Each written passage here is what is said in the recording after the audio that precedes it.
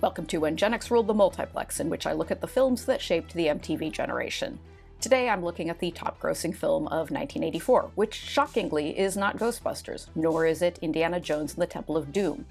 It is Beverly Hills Cop, which, despite making the bulk of its box office haul in 1985, was indeed released in December of 1984. Beverly Hills Cop was originally offered to Martin Scorsese to direct, and then to David Cronenberg.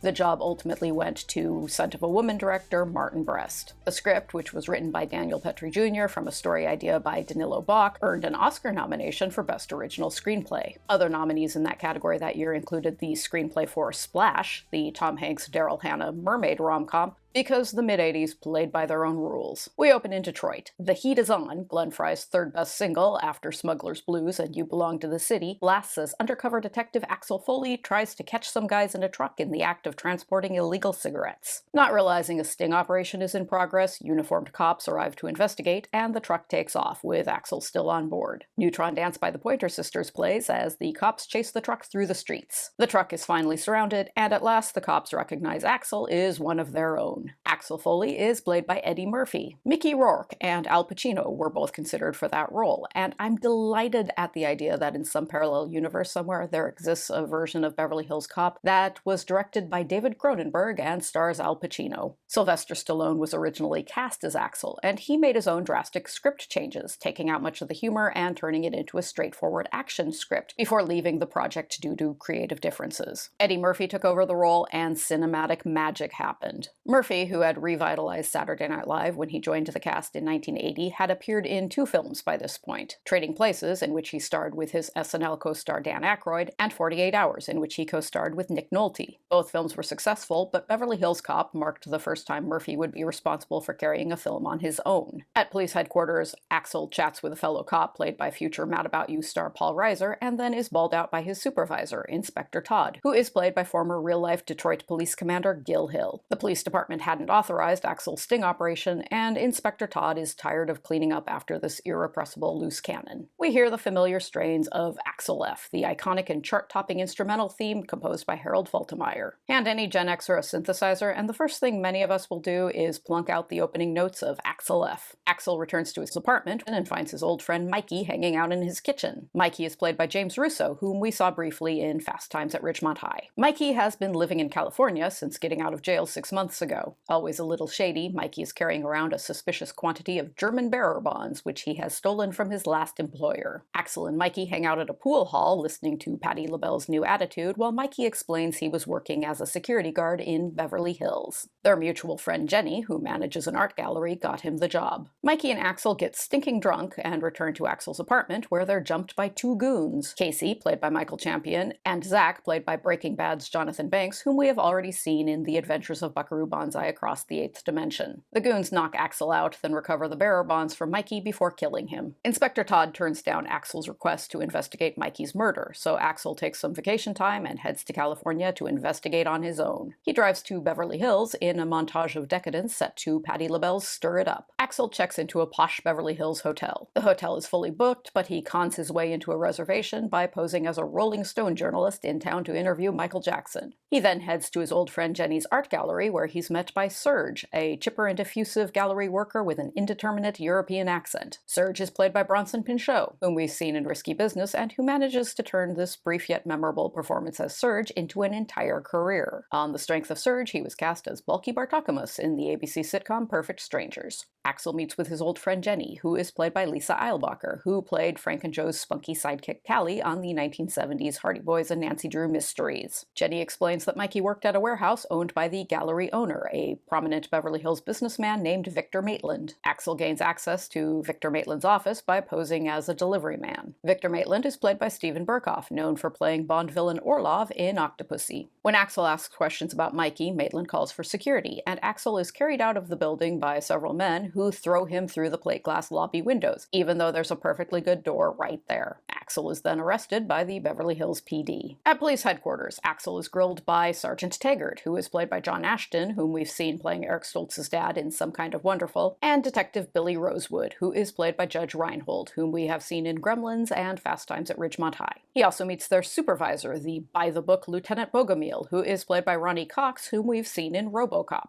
Bogomil balls out Axel for stirring up trouble in peaceful and law-abiding Beverly Hills. Taggart and Rosewood are trailing Axel, so Axel orders them a fancy room service dinner, which a hotel worker delivers to them in their car parked outside the hotel. Axel bumps some bananas off of a hotel worker played by Damon Wayans in his film debut, which he sticks into the tailpipe of Taggart and Rosewood's car while they're distracted by their dinner. Axel and Jenny speed off, and Rosewood and Taggart are unable to follow because their car stalls due to the aforementioned bananas in the tailpipe. Jenny and Axel snoop around Maitland's warehouse and spy on a couple of workers unpacking bearer bonds from crates. They trail the workers to a bonded warehouse where imported goods are stored before being inspected by customs. Axel poses as a customs official and demands to inspect the records of every crate in the warehouse. Axel then approaches Taggart and Rosewood and takes them to a strip club to tell them all about his discoveries. While dancers perform on stage to Nasty Girl by Vanity 6, a pair of ne'er-do-wells enter the club. Working together as a team, Axel, Taggart, and Rosewood incapacitate the thugs before they're able to rob the place. At headquarters, Lieutenant Bogomil chastises Taggart and Rosewood for going to a strip club while on duty. Axel tries to spin a web of lies to cover for them, but Taggart and Rosewood insist on telling their lieutenant the truth about their dereliction of duty. Axel follows Victor Maitland to a fancy members-only club where he confronts Maitland about Mikey's murder. And then Eddie Murphy's super obvious stunt double throws Zach into what looks like a pretty fabulous buffet. Axel tells Lieutenant Bogomil about raiding Maitland's warehouse and finding German bearer bonds and coffee grounds, which are often used to disguise the smell of cocaine from drug-sniffing dogs. Lieutenant Bogomil believes Axel is onto something, but his superior, Chief Hubbard, played by Stephen Elliott, orders the investigation shut down. Bogomil tells Rosewood to escort Axel to the city limits and make sure he leaves Beverly Hills. Instead, Axel, Jenny, and Rosewood head to Maitland's warehouse to search it again. While Rosewood waits in the car, Jenny and Axel snoop around and get caught by Maitland. Rosewood rescues Axel before Maitland's goons can kill him, but Maitland escapes with Jenny. Rosewood calls Taggart for backup, and Rosewood, Taggart, and Axel raid Maitland's mansion to rescue Jenny. A big and fairly standard action film climax ensues, during which Axel gets wounded by Maitland, and Lieutenant Bogomil arrives and joins Axel in killing Maitland and rescuing Jenny. Chief Hubbard arrives and demands that Axel be arrested for his unauthorized actions. Lieutenant Bogomil follows Axel's earlier example and spins a web of lies to make it seem as though everyone, Axel included, acted strictly by the book. As Axel checks out of his fancy hotel, Rosewood and Taggart arrive to pay his bill and escort him to the city limits, agreeing to stop and have a drink with him on his way out of Beverly Hills. Beverly Hills Cop was followed by two sequels, 1987's Beverly Hills Cop 2, which was directed by Top Gun's Tony Scott, and 1994's Beverly Hills Cop 3, which was directed by John Landis. A fourth film, which will be distributed by Netflix, is currently in the works. As with Ghostbusters, the other top-grossing film of the year, Beverly Hills Cop is a genre hybrid. It's an action comedy, and thanks in no small part to Murphy, who is firing on all cylinders, the comedy parts are wildly successful, even while the action parts are pretty standard. The goofy moments of Beverly Hills Cop, like the bananas in the tailpipe, are a lot more memorable than the actual plot. Action comedies, particularly those featuring fast-talking wise-ass cops, became very popular following the success of Beverly Hills Cop. With its blend of goofy and serious, Beverly Hills Cop paved the way for the Lethal Weapon films, and for Bad Boys, and for Rush Hour. Beverly Hills, with its pricey real estate and luxurious designer shops, is often both fetishized and lampooned in films and on television. Just saying the name Beverly Hills gets you halfway to a punchline. The Beverly Hillbillies, Down and Out in Beverly Hills, Slums of Beverly Hills, Troop Beverly Hills, Beverly Hills Ninja. That fascination with Beverly Hills was particularly apparent in the consumption-driven, status-mad 80s, and there's probably no better example of that than in Beverly Hills Cop, which treats Beverly Hills as an absolutely ridiculous fairyland. The cars are expensive, the fashions are silly, the buffets are fabulous, and everyone keeps handing you a free espresso. As the Alice stuck in this wonderland, Axel Foley is able to see Beverly Hills with clear eyes, and he gets a huge kick out of it. And that's a big key to this film's success. Axel is so good-natured, and he is clearly having so much fun in this strange new environment that he creates a ripple effect. Everyone seems to be having a blast when they're around him. This is a surprisingly warm-hearted film. Apart from actual villains like Victor Maitland, Axel wins everybody over to his side through his sheer force of personality. And that's because hanging around with Axel is sheer effervescent fun. Axel Foley doesn't look like an action hero, he's compact and lean, and he spends the whole film in jeans and a t-shirt and sneakers, and yet he is an absolute force of nature. As Axel, Murphy is hilarious and charismatic and overflowing with energy and crackerjack comic timing. Murphy has been in an awful lot of films since Beverly Hills Cop, and you know, it's fair to say not all of them have been gems,